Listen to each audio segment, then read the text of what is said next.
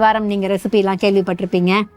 ரெசிபியை கேள்விப்பட்ட உடனே உங்களுக்கு அதுல என்னென்னலாம் பர்ஃபெக்டா இருக்கணும், அதுல டேஸ்ட் எப்படி இருக்கணும் எல்லாமே தெரிஞ்சிருக்கும். ஸோ இப்போ நீங்க டேஸ்ட் பண்ணிட்டு இது எந்த அளவுக்கு பெஸ்டா இருக்குங்கிறத தான் பார்க்க போறோம். ஸோ போயிடலாமா சார்? ஓகே. ஸோ இந்த வாரம் ஆக்சுவலா பாத்தீங்கன்னா ஒரு சிக்கன், அகெயின் வந்து இன்னொரு எக், வெஜ், இப்படி மாறி மாறி இருக்கு. எப்படி போலாம்? அப்படியே போயிடலாமா? வெஜ்ல இருந்து போயிடலாம். வெஜ்ல இருந்து போயிடலாமா? Start with bread. அதான் ஓகேவா? ஃபைன்.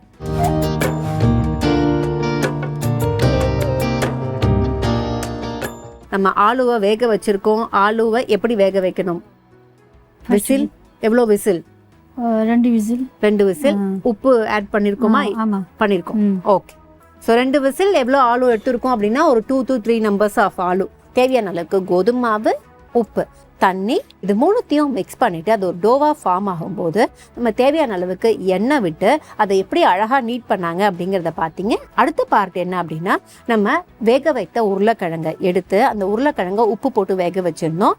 அதையுமே நல்லா வந்து மேஷ் பண்ணி வைக்கணும். ஸோ மேஷ் பண்ணி வச்சதுக்கு அப்புறம் நம்ம தவாவை எடுக்கிறோம். தவாவில் தேவையான அளவுக்கு எண்ணெய் விட்டு ஸோ நறுக்கிய வெங்காயத்தை போட்டு அந்த வெங்காயம் கொஞ்சம் சூடானதுக்கு அப்புறம் இஞ்சி பூண்டு விழுது தேவையான அளவு அண்ட் இஞ்சி பூண்டு விழுதோட பச்சை வாசனை போனதுக்கப்புறம் தேவையான அளவுக்கு ஃபைன்லி சாப்டு க்ரீன் சில்லி வச்சுருந்தோம், அதை ஆட் பண்ணோம். அதை ஆட் பண்ணிவிட்டு இந்த பேன் ஹீட்லேயே இருக்கும்ல, அந்த ஆஃப் பண்ணிவிட்டு அந்த பேன் ஹீட்டில் நல்லா ஜென்ரஸாக கொத்தமல்லி போடணும். கொத்தமல்லி போட்டு கொஞ்சம் சூடு காமிச்சு அது வதங்கினதுக்கப்புறம் அப்படியே எடுத்து நம்ம மேஷ் பண்ண ஆலுவில் இதை சேர்க்கணும். சேர்த்ததுக்கப்புறம் இப்போ நமக்கு ஸ்டஃப்பு ரெடியாக இருக்கும், அதுக்கப்புறம் டோ ரெடியாக இருக்கும். ஸோ நம்ம டோ எடுக்கிறோம். டோவை எடுத்து அந்த டோவை வந்து நம்ம பார்ட் பண்ணிவிட்டு அதை ஒரு கப் மாதிரி பண்ணுறோம்.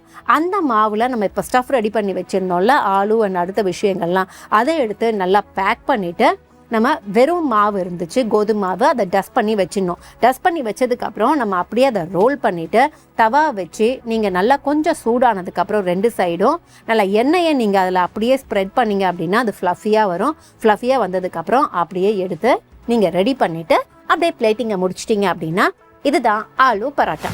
ஆலு பரோட்டா இது ஆக்சுவலாக எந்த ஊர் ஆலு பரோட்டா? டெல்லியில. கரெக்டாக எந்த ஒரு ஆர்ஜின் அப்படின்னு சொல்லி சொன்னா ஆலு பரோட்டா? ஆலு பரோட்டாவோட ஆரிஜின் அப்படின்னு பார்த்தீங்கன்னா நார்த்துன்னு தோராயமாக நாங்கள் வச்சிருக்கோம் சார், அவ்வளோதான்.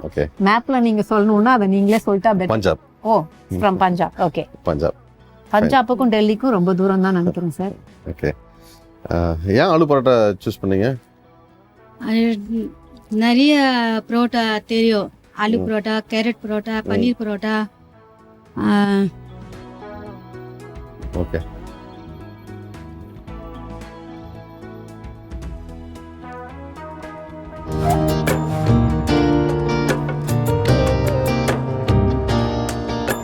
இப்போ நமக்கு சோக் பண்றதுல இருந்து ஆரம்பிக்கலாமா இல்ல குக் பண்றதுல ஆரம்பிக்கலாமா? இல்ல ஃபர்ஸ்ட் நம்ம கொஞ்சம் சோக் பண்ணிட்டோம்னா இதெல்லாம் செய்யறதுக்குள்ள அது ஒரு 5 மினிட்ஸ் சோக் ஆனா போறோம். ரொம்ப சோக் பண்ணோம்னா அது கொலகொலன்னு ஒரு மாதிரி ஆயிடும். அப்போ நமக்கு வந்து பவுல் ரெடியா இருக்குமா? க்ளீன் பண்ணிட்டு வந்தோம். க்ளீன் பண்ணிட்டு வந்த பவுல்ல வந்து ரைஸ் இருந்திருக்கும் கண்டிப்பா. அதுல நம்ம சோக் பண்ணி வச்சுட்டோம் வாட்டரை. இந்தாங்க ma'am tissue. Thank you. Okay. So இதுக்கப்புறம் நம்ம வந்து கடாயில கண்டினியூ பண்ண போறோமா? இல்ல சின்ன குக்கர் தான். இதோ குக்கர் இருக்கு, குக்கர்ல கண்டினியூ பண்ணிடலாமா? ஓகே. சோ இப்போ நம்ம குக் பண்ண ஆரம்பிச்சிடலாமா இல்ல எல்லாத்தையும் மிக்ஸ் பண்ணிட்டு குக்கர்ல போட்டுடலாமா? இல்ல நம்ம டைரக்டா குக்கர்லயே இது பண்ணிடலாமா? ஸ்ட்ரெயிட்டா குக்கர்ல தேவையான அளவுக்கு எண்ணெய் விட்டு அந்த எண்ணெய் சூடானதும் நல்லா வந்து வெங்காயம் நீல வாக்குல நறுக்குனது, பச்சை மிளகாய் தேவையான அளவுக்கு போட்டுட்டு நீல வாக்குல நறுக்குன தக்காளி, கொஞ்சம் அது சூடானதுக்கு அப்புறம் நீல வாக்குல கட் பண்ண கேரட், நீல வாக்குல கட் பண்ண பீன்ஸ், இந்த பட்டை, கிராம்பு, ஏலக்காய், லவங்கம், பிரிஞ்சி இலை இதெல்லாம் போட்டோம். இதெல்லாம் போட்டுட்டு அதுக்கப்புறம் உருளைக்கிழங்கையும் போட்டுட்டு மீல் மேக்கர் தேவையான அளவுக்கு சோக் பண்ணி வச்சிருந்தோம் தண்ணியில, அதையும் ஆட் பண்ணிட்டு அதுக்கப்புறம் உப்பு சரி பார்த்துட்டு கொஞ்சம் மஞ்சள் தூள், கொஞ்சம் மிளகாய் தூள், சோக் பண்ணி வச்சிருந்த ரைஸ் எவ்வளோ தேவையோ அவ்வளோ ஆட் பண்ணிட்டு நமக்கு எவ்வளோ தேவையோ ரைஸுக்கு ஏற்ற மாதிரி தண்ணியை ஆட் பண்ணி புதினாவை ஆட் பண்ணிட்டு 2 விசில் வைக்கணும். 2 விசில் வந்ததுக்கு அப்புறம் குக்கர் ஃபுல்லா காம் ஆகிற வரைக்கும் வெயிட் பண்ணிட்டு ப்ரெஷர் போச்சு அப்படின்னு ஒன்று ஓப்பன் பண்ணி நீங்க எடுத்து வச்சிட்டீங்க அப்படின்னா கார்னிஷ் பண்றதுக்கு லைட்டா கொத்தமல்லி தூவி நாங்க சர்வ் பண்ண ரெடி ஆயிட்டோம். இதுதான் இன்னைக்கு மேம் பண்ண veg biryani recipe. Veg biryani ஏமா சூஸ் பண்ணீங்க? அது என்னோட செகண்ட் டாட்டருக்கு ரொம்ப பிடிக்கும். இன்னொன்று கொஞ்சம் ஈஸியாக எங்கேயா நம்ம அவசரமாக வெளியில் போகிறோம் செய்கிறோம் அப்படின்னும் போது கொஞ்சம் ஃபாஸ்ட்டாகவும் செஞ்சு ஒரு ரைத்தா வச்சுட்டோம்னா பசங்களுக்கு ஃபுல்லாகவே எல்லா வெஜிடபிள்ஸும் உள்ளே போகும். கொஞ்சம் சாப்பிட்டாலும் ஹெவியாக நல்லா கொஞ்ச நேரத்துக்கு பசிக்குதுன்னு சொல்ல மாட்டா. அதனால நான் இதுதான் choose இது என்ன ஸ்டைல்? ஆக்சுவலாக பிரியாணியில் நிறைய ஸ்டைல் இருக்கு. இது வந்து என்னோட டாட்டருக்கு ரொம்ப கம்மியாக மசாலாலாம் போட்டு, அது மசாலா இருக்கணும் பட் தெரியக்கூடாது அந்த மாதிரி இருக்கிறதுனால அவளோட டேஸ்ட்டுக்கு ஏற்றபடி நாங்களாம் கிரியேட் பண்ணது. இது எந்த ஒரு இதுவும் இல்லை. சார் இது ஓகே.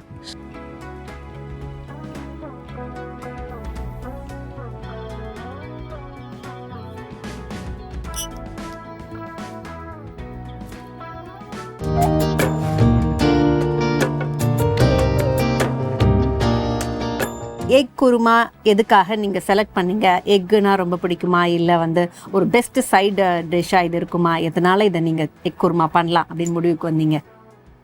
இது எல்லா டிஷ்ஷுக்குமே இது பொருந்தும். இட்லி குருமா, இட்லி தோசை, சாப்பாடுக்கும் வச்சுக்கலாம். அதனால இதை வந்து கரெக்ட் பண்ணேன் ஒரு குடும்ப தலைவியா. ஏன்னா ஒரு விஷயம் நம்ம பண்ணோம் அப்படின்னா ரைஸ் திடீர்னு பண்ண சொல்லுவாங்க, திடீர்னு இன்னைக்கு நைட்டுக்கு ஒரு சப்பாத்தி போட்டுருவாங்க, அதுக்கும் வச்சு எல்லாத்துக்கும் நமக்கு செட் ஆகிற மாதிரி இருக்கணும். ஓகே, ஸோ ஃபஸ்ட்டு என்ன பண்ணுறோம் அப்படின்னா இந்த முட்டையை நம்ம வேக வைக்க வேண்டிய வேலை இருந்துச்சு. ஸோ முட்டையை ஏதாவது ஒரு பாத்திரத்தில் தேவையான அளவுக்கு தண்ணி விட்டு வேக வச்சிடணும். அதுக்கப்புறம் ஒரு கடாயில் தேவையான அளவுக்கு எண்ணெய் விட்டு, எண்ணெய் நல்லா சூடானதுக்கப்புறம் கடுகு, உளுத்தம் பருப்பு, அதுக்கப்புறம் ஜீரகம் தேவையான அளவு போட்டு நல்லா பொரியணும்.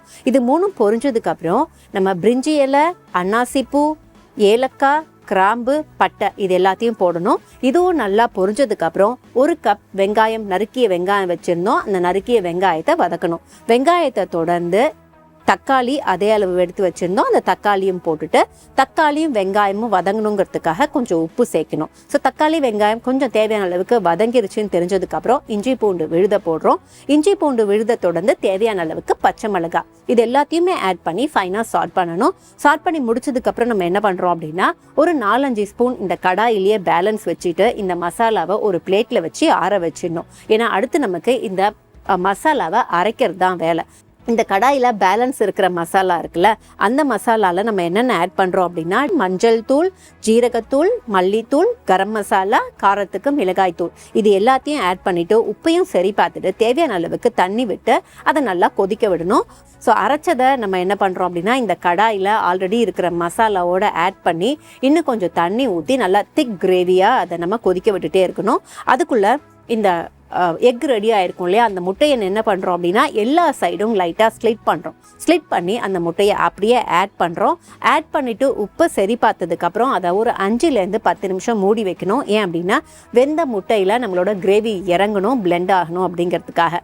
அதுக்கப்புறம் ஒன்ஸ் ரெடி அப்படின்னா கொத்தமல்லி அண்ட் கருவேப்பிலை தூவி இறக்கணும். எக் குருமாவா?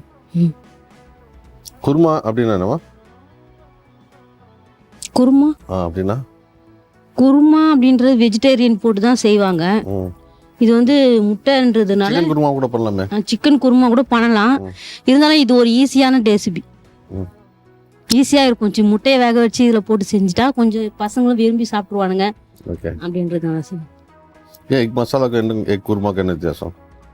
எக் மசாலாக்கு எக் குருமாக்கும் என்ன வித்தியாசம் தெரியலீங்களே எனக்கு.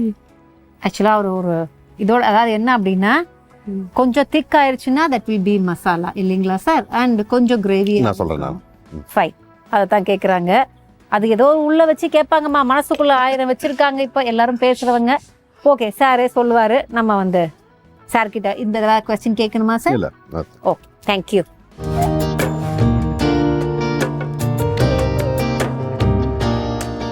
இப்போ அந்த ரைஸை நம்ம என்ன பண்ணி அப்படி ஸ்டீம் பண்ணி வச்சிருக்கோம்? அதாவது வடிச்ச சாதம் எப்படி வடிச்சிருக்கோம்? அதில் ஏதாவது ஆட் பண்ணியிருக்கோமா? இல்லை, நம்ம ஆயில் ஊற்றி கொஞ்சம் அப்படியே நார்மலாக பாஸ்மதி ரைஸ் எப்படி வடிப்போமோ அதே மாதிரி தான் வடிச்சிருக்கோம். ஓகே.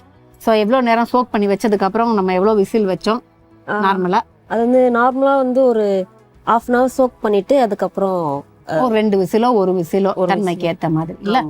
ஓகே. அது ஒவ்வொரு குக்கருக்கும் ஒவ்வொரு வீட்டுக்கும் அவங்களோட கேஸுக்கும் பர்னருக்கும் வேறு மாதிரி ஆகும். அதனால அந்த டைமிங்கை நீங்கள் பார்த்துக்கோங்க. ஓகே. ஸோ மற்றதெல்லாம் நம்ம வந்து நறுக்கி வச்சிருக்கோம், எல்லாமே ரெடியாக இருக்கு.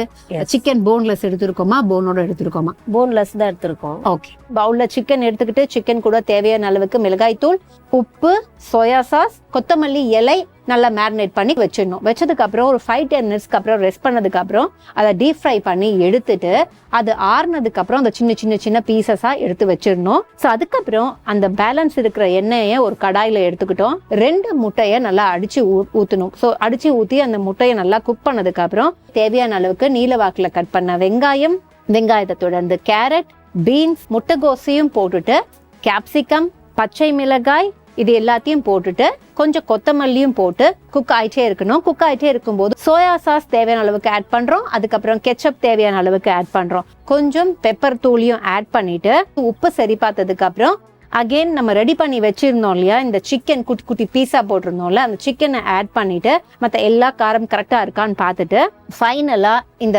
ஸ்டீம் ரைஸையும் அதில் ஆட் பண்ணிட்டு நல்லா குக் பண்ணிட்டே இருக்கணும் சிம்ல. ஸோ குக் பண்ணிட்டே இருந்து இதெல்லாம் ஃபைனாக பைண்ட் ஆயிடுச்சுன்னு தெரிஞ்சதுக்கு அப்புறம் இறக்கிட்டீங்க அப்படின்னா இதுதான் யோகேஸ்வரி பண்ண இன்னைக்கு நாங்கள் எடுத்துக்கிட்ட சிக்கன் ஃப்ரைட் ரைஸ் ரெசிபி. இது எனக்கு பிடிச்ச ரெசிபி. ஆக்சுவலி என்னோட ஸ்டைலில் பண்ணியிருக்கேன். இது restaurant style chicken fried rice. So fried ரைஸ்னு எனக்கு ரொம்ப பிடிக்கும். ஸோ அதனால இன்னைக்கு நான் சூப்பராக பண்ணியிருக்கேன்னு நினைக்கிறேன். இது ரெஸ்டாரண்ட் ஸ்டைலா இல்லை உங்கள் ஓன் ஸ்டைலா? ரெஸ்டாரண்ட் ஸ்டைலும் தான், ஆனால் நான் வீட்டில் ஈஸியாக பண்ணக்கூடிய ஒரு ரெசிபி இது. ஓகே.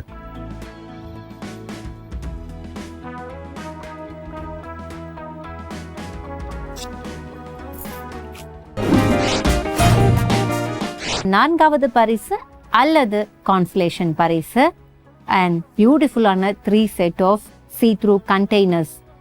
இது யாருக்கு டிசைட் பண்ணியிருக்கீங்க சார்? எக் குருமாவா? இந்தியாவின் number 1 dealer Vasanth and co வழங்கும் கிச்சன் கில்லாடிகள்ல இந்த வாரம் உங்களுக்கு கிஃப்ட் ஹேம்பர். கங்க்ராட்ஸ். மூன்றாவது பரிசு பியூட்டிஃபுல் ஹாட் பேக். இதை யாருக்கு டிசைட் பண்ணிருக்கீங்க சார்? வெஜிடபிள் பிரியாணி. ஓகே. இந்தியாவின் number 1 dealer Vasanth and co வழங்கும் கிச்சன் கில்லாடிகள்ல இந்த வாரம் உங்களுக்கு மூன்றாவது பரிசு hot pack. Congrats. Okay. So இப்போ செகண்ட் பரிசு இருக்கு. இந்த இரண்டாவது பரிசு யாருக்கு போகுதுன்னு தெரிஞ்சிருச்சுன்னா அந்த முதல் பரிசு சட்டுன்னு ரிவீல் ஆயிடும். பட் ரொம்ப நேரம்லாம் நம்மளால சஸ்பென்ஸை ஹோல்ட் பண்ண முடியாது, சொல்லிதான் ஆகணும். அப்படிங்கறதுனால பியூட்டிஃபுல் கெட்டில், எலக்ட்ரிக் கெட்டில் யாருக்கு டிசைட் பண்ணிருக்கீங்க சார்? Fried rice. இந்தியாவின் number 1 dealer Vasanth and co வழங்கும் கிச்சன் கில்லாடிகள்ல இந்த வாரம் உங்களுக்கு இரண்டாவது பரிசு electric Kettle. Congrats. So recipe எந்த ஊரா அந்த ஊராங்கிறதெல்லாம் நாங்கள் பார்க்கறது இல்லை. பேர் வச்சா அந்த ரெசிபி கரெக்டாக இருக்கா பார்க்கறது தான் நம்மளோட ஒரு தர்மம் இல்லைங்களா சார்? ஸோ அதனால இன்னைக்கு அது பஞ்சாபாக இருந்தாலும் சரி, டெல்லியாக இருந்தாலும் சரி, சென்னையாக இருந்தாலும் சரி, அந்த ரெசிபி கரெக்டாக இருந்தால் சார் அதுக்கு தான் முதல் ரெசிபின்னு முடிவு பண்ணியிருக்காங்க. ஸோ ஆலு பரோட்டா ஆப்கே லியே ஃபர்ஸ்ட் ப்ரைஸ். ஹாப்பினா? இந்தியாவின் number 1 dealer Vasanth and co வழங்கும் கிச்சன் கில்லாடிகள்ல இந்த வாரம் உங்களுக்கு முதல் பரிசு மிக்சர் கிரைண்டர். கங்க்ராட். ஸோ இப்போ நம்ம முட்டை குருமால எனக்கு தெரிஞ்சு கொஞ்சம் தக்காளி ஜாஸ்தியா போயிருச்சு. தக்காளி ஜாஸ்தி. ஆக்சுவலாக இது எக் மசாலா மாதிரி இருக்கு. ஓகே. குருமா, அதனால தான் கேட்டேன் நான் அந்த கொஸ்டின், எக் குருமாவா எக் மசாலா அப்படின்னு சொல்லி. இப்போ குருமா அப்படின்னா நீங்கள் கோகோனட் ஆட் பண்ணி அந்த கோகோனட் அரைச்சி போட்டு பண்ணுவாங்க, தேங்காயில் அரைச்சி போட்டு பண்ணுறது தான் குருமா. அந்த மாதிரி ஒரு ஸ்டைலில் வரும். சிக்கன் கறி இருக்குது, எக் கறி இருக்குது, எக் குருமா இருக்குது. இது எக் மசாலா அந்த ஸ்டைலில் இருக்குது. அப்பயும் கொஞ்சம் ஸ்பைசி ஜாஸ்தியாக இருக்குது உங்களுக்கு. இன்னும் அந்த ஸ்பைசி கொஞ்சம் கம்மி பண்ணுங்கள், மசாலாஸ் கம்மி பண்ணணும். குருமாவில் தேங்காய் அரைச்சி ஊற்றி கொஞ்சம் லிக்விடாக இருக்கும், இந்த மாதிரி திக்காக இருக்காது. ஃபைன். Okay sir. அண்ட் அடுத்து மேம் நம்ம வெஜ் பிரியாணி, அதில் மேம்க்கு என்ன? வெஜிடபிள் பிரியாணி அவங்க சொன்ன மாதிரி இந்த ஸ்பைசஸ் எல்லாம் கம்மியாக பண்ணியிருக்காங்க. பட் இருந்தாலும் ஸ்பைசஸ் மட்டும் இல்லை, சால்ட்டும் ரொம்ப கம்மியாக இருக்குது. நம்ம பிரியாணி செய்யும்போது தம் மெத்தடில் பண்ணும்போது எப்பயுமே தம் போடுறதுக்கு முன்னாடி நம்ம தண்ணி ஊற்றிட்டு ரைஸ் எல்லாம் போட்டுட்டு அந்த தண்ணி எடுத்து நம்ம டேஸ்ட் பண்ணி பார்க்கணும். அப்போ டேஸ்ட் பண்ணி பார்க்கும்போது உப்போட அளவு கொஞ்சம் ஜாஸ்தி இருக்கணும், கரெக்டாக இருக்கக்கூடாது. கரெக்டாக இருந்தால் நம்ம பிரியாணி பண்ணும்போது அதோட அளவு கம்மியாயிரும். கொஞ்சம் ஜாஸ்தி, ஒரு துளி ஜாஸ்தி இருந்துச்சுன்னா அப்போ நம்ம பிரியாணி பண்ணி இறக்கும்போது கரெக்டாக இருக்கும் பிரியாணி பண்ணும்போது. அதே மாதிரி கொஞ்சம் மசாலாஸ் கொஞ்சம் போட்டுருந்தா இன்னும் ஃப்ளேவர்ஃபுல்லாக இருந்திருக்கும். பட் அது அவங்க டாக்டருக்கு தான் போடக்கூடாதுன்னாங்க. எங்களுக்கெல்லாம் எந்த பிரச்சனையும் இல்லை, நாங்களாம் எல்லாம் சாப்பிடலாம் அப்படிங்கிறதுனால சாரோட ஃபீல் இல்லையா? Okay fine. அண்ட் மூன்றாவது பரிசு நம்ம மேம்க்கு ஃப்ரைட் ரைஸ் சொன்னாங்க. ஃப்ரைட் ரைஸ் ரெஸ்டாரண்ட் ஸ்டைலில் இப்படி இருக்காது. ரெஸ்டாரண்ட் ஸ்டைலில் கலர் இருக்காது. சிக்கன் ஃப்ரைட் ரைஸ்ன்னு சொன்னால் ஒயிட்டாக தான் இருக்கும். ஆமாம். அதில் எந்த கலர் போட மாட்டாங்க. பாயில்டு சிக்கன் தான் யூஸ் பண்ணுவாங்க, ஃப்ரைடு சிக்கன் யூஸ் பண்ண மாட்டாங்க. சின்ன சின்ன கடையில் இந்த ஃபாஸ்ட் ஃபுட்ஸ் அந்த மாதிரி இதில் தான் ஃப்ரை பண்ணி கலர்லாம் ஆட் பண்ணி போடுறாங்க. ஆனால் ரெஸ்டாரண்ட்டில் வந்து ப்ராப்பராக பண்ணும்போது ஒன்றும் இல்லை, சும்மா ஜஸ்ட்டு ரைஸை பாயில் பண்ணி வச்சுக்கணும். ரைஸ் பாயில் பண்ணும்போது கொஞ்சம் முன்னாடி எடுத்துக்கணும், கரெக்டாக ரொம்ப ஃபுல் பாயில்டு இல்லாமல், ஏன்னா உடையும். இது உடஞ்சிருக்கு, அந்த மாதிரி உடையக்கூடாது, ரைஸ் உடக்கூடாது, ஃபுல் ரைஸ் அப்படியே தெரியணும், அந்த கிரெயின் வந்து ஃபுல்லாக தெரியணும். எடுத்து வச்சுட்டு அதுக்கப்புறம் நீங்கள் அது ஹை ஃப்ளேமில், சைனீஸ் பொறுத்த வரைக்கும் ஹை ஃப்ளேமில் குக் பண்ணணும். ஹை ஃப்ளேமில் குக் பண்ணும்போது அது ஃபாஸ்ட்டாக குக் ஆகும். மிஷன்லாம் பண்ணுறது மட்டும்தான் நம்மளுக்கு டைம் ஆகும். ஆனால் சைனீஸ் அடுத்து 2 நிமிஷத்தில் ரெடி பண்ணிடலாம். ஓகே. அடுப்பு பற்ற வச்சாங்களா, எண்ணெய் ஊற்றுனாங்களா, வெஜிடபிள் போட்டாங்களா, டக்குன்னு டாஸ் பண்ணிவிட்டு ரைஸ் போட்டு கொஞ்சம் soya sauce, salt, pepper, sugar முடிஞ்சு. அவ்வளோதான், 2 மினிட்ஸ் அப்படியே டாஸ் பண்ணி போட்டலாம், அவ்வளோதான். That's it. ஆமாம், அதை ஏமா நீ இவ்வளோ நேரம் குக் பண்ண அப்படின்னு அப்போவே எனக்கு கேட்கணும் போல தோணுச்சு. இருந்தாலும் நாங்கள் எங்கள் ஸ்டைலில் ட்ரை பண்ணோம் சார். பட் அது வந்து ஆமாம், நீங்கள் ரெஸ்டாரண்ட் ஸ்டைலுன்னு சொன்னீங்க, அதனால திருப்பியும் கேட்டேன் நான். கேட்டார். கரெக்ட் சார், நீங்கள் கேட்டீங்க, நான் பார்த்தேன். அப்போ நீங்கள் என்ன சும்மா சொல்லிங்கன்னா என் ஸ்டைல்னு சொல்ல, ரெஸ்டாரண்ட் ஸ்டைல் தான் சார் அப்படின்னீங்க. இவங்க ஸ்டைல்னு சொல்லியிருந்தா மேபி வேறு ஏதாவது நமக்கு மாற்றங்கள் நடந்திருக்கலாம். பட் இப்போ இட்ஸ் டூ லேட். ஓகேவா? அண்ட் முதல் பரிசு ஆலு பரோட்டா. பரோட்டான்னா பொதுவாகவே நம்ம ஊரில் வந்து பரோட்டான்னா அது கேரளா பரோட்டா தான் பரோட்டான்னு சொல்லுவோம், மைதாவில் பண்ணி லேயர் பரோட்டா. ஆனால் பொதுவாக நார்த் இந்தியன் பொறுத்த வரைக்கும் பரோட்டா மைதாவில் தான் செய்வாங்க. ஸ்டஃப் பண்ணி பண்ணுறதெல்லாம் பரோட்டான்னு சொல்லுவாங்க. லேயர்டு தவா பரோட்டான்னு சொல்லுவாங்க, அதில் லேயர் பரோட்டா வரும். லச்சா பரோட்டான்னு சொல்லுவாங்க. இது ஆலு பரோட்டான்னு சொன்னால் ஸ்டஃப் பண்ணி பண்ணுவாங்க. இந்த பரோட்டா என்ன நல்லா இருந்துச்சுன்னு சொன்னால், அந்த லேயர் வந்து கரெக்டாக அந்த ஸ்டஃப் பண்ணது, அந்த குவான்டிட்டி, அந்த தின்னான இது சர்ஃபேஸ், இல்லாட்டி என்னன்னா ஒரு சைடு திக்காயிரும், ஒரு சைடு குக் ஆகாது. இது ப்ராப்பராக ஈவனாக இருந்துச்சு. அண்ட் இது இந்தியாவின் number 1 dealer Vasanth and co வழங்கும் கிச்சன் கில்லாடிகள். அண்ட் ஃப்ரெஷ்ஷான வீக்கில் மண்டே எபிசோடில் சந்திக்கலாம். Take care.